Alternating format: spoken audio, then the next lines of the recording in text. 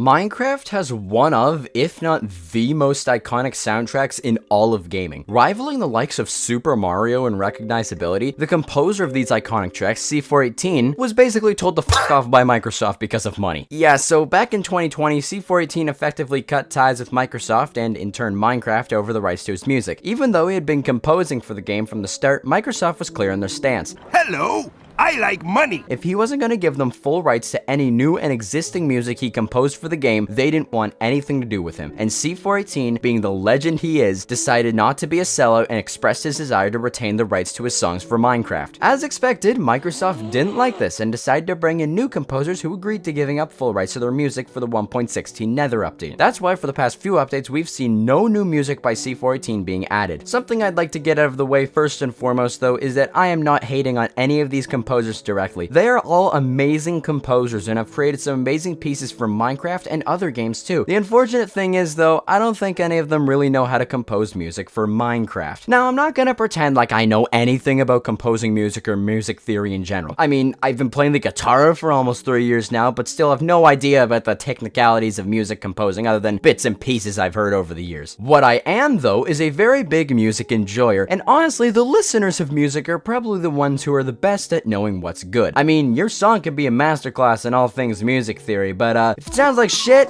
it sounds like shit. So let's unravel this whole thing now. Why is it that modern Minecraft music doesn't quite feel like Minecraft? And before you comment, no, it's not just nostalgia. Of course, nostalgia is gonna play some role in anything where there's a significant portion of history behind it, but there are lots of other things too that are contributing to this. So let's analyze this, shall we? A large part of the different feel comes from a clear difference in style. Whether it be instrument choice or just the way the music is composed, the original Minecraft soundtrack and the new soundtrack have pretty contrasting styles. Of course, when you have multiple composers all with their own style, this is obviously going to happen, but in the case of Minecraft, the composers should have tried to mimic C418's style if they wanted the new songs to feel right. The thing is, though, there are a few times where it seems like they did. These songs are the ones that, to me at least, really feel at home in Minecraft. But what is C418's style exactly? Well, let's break it down. Let's start with how C418's songs tend to be created. He tends to use very few instruments in any song, but most prominently, he uses a piano.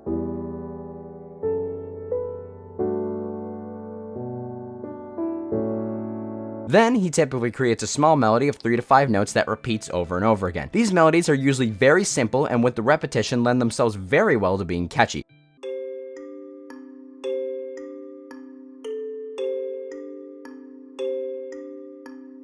From here, the melody will repeat with slight variation and build up until it climaxes and then comes back down.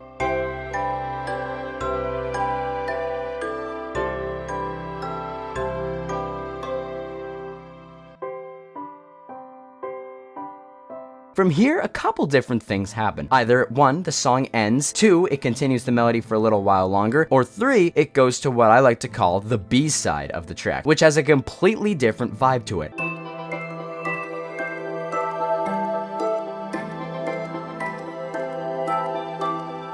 And that is how a typical C418 Minecraft track is structured. All the tracks go in different directions, but a few things remain the same, namely the simplicity, but also the emotions that the song evokes. Ever notice how none of the C418 tracks really have a specific emotion to them? Like they can all be interpreted differently depending on how you look at it?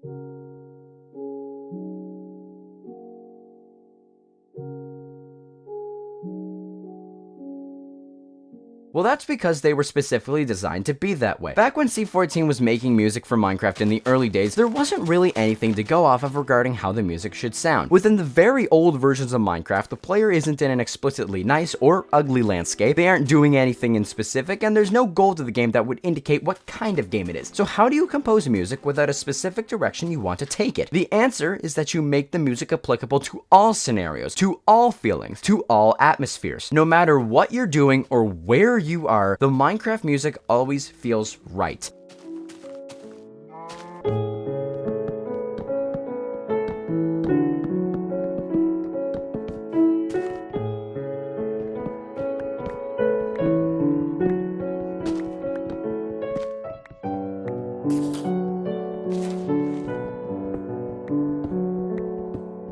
In a way, the music wasn't composed for the world or the game itself, it was composed for the player. This is why the music doesn't have any specific direction to it. Sometimes it's calming and sometimes it's weird. There is no telling what you're gonna do, and so in a perfect way, it just kind of fits. Personally, my favorite song from the C418 soundtrack is Dry Hands. It's short, sweet, and brilliantly awesome to listen to. It's just so simple yet so enthralling, like I can imagine myself playing Minecraft when I hear it.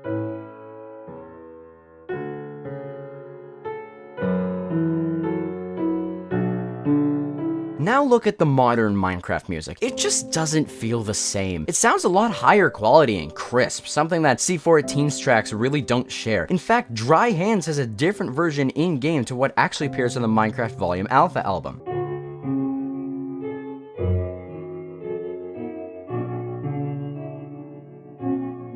The piano is intentionally kept low quality in the game. For what reason, I don't know, but I like it like that. It leans more into Minecraft's whole retro aesthetic that's also kind of faded over the years, but that's a whole other topic for a different video. But the quality increase isn't the only thing that's different. There's a whole different variety when it comes to instrumentation, and honestly, when listening to some of these tracks, I can tell who made it just by the sound of it. For example, I can tell that the track Labyrinthine is made by Lena Raine by this part here. And I can tell that because it sounds very similar to tracks from the Celeste soundtrack, which she also composed.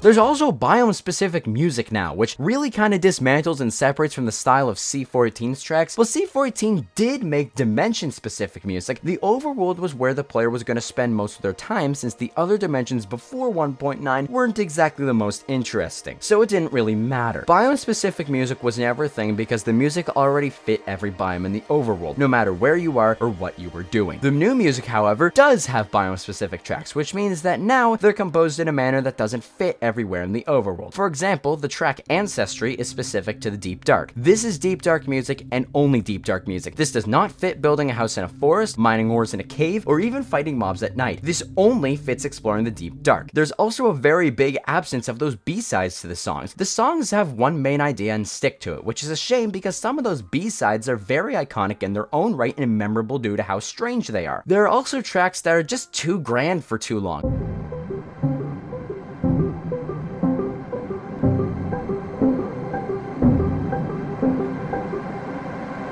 Like, C418's tracks did have grand moments in them, yes, but they were typically a climax for the song and only lasted a few seconds. These new songs, however, have grand sections that can last for over 30 seconds with multiple layers of instrumentation and heavy bass, which, by the way, any amount of that droning bass sound was rarely ever heard in a C418 in-game track. They just don't fit with the same style and flow that the original tracks from C418 had. All of this is not to say that I think all of the new music is bad. I like all of the new music discs that came with these updates, except for the Trial Chamber discs. Those are just weird. But it's not just the music discs that I like. There are a few tracks from the actual in-game music that I think actually feel really at home in Minecraft. So let's talk about those for a second and end this video on a positive note. The Nether music is really good, with Rubito being my favorite.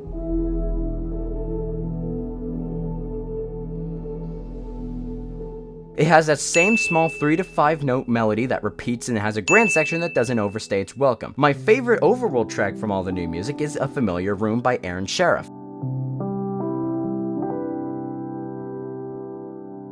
It has a simple muffled piano with a repeating melody that is very similar to a C418 track, and I love it because of that. It feels right and it feels like Minecraft.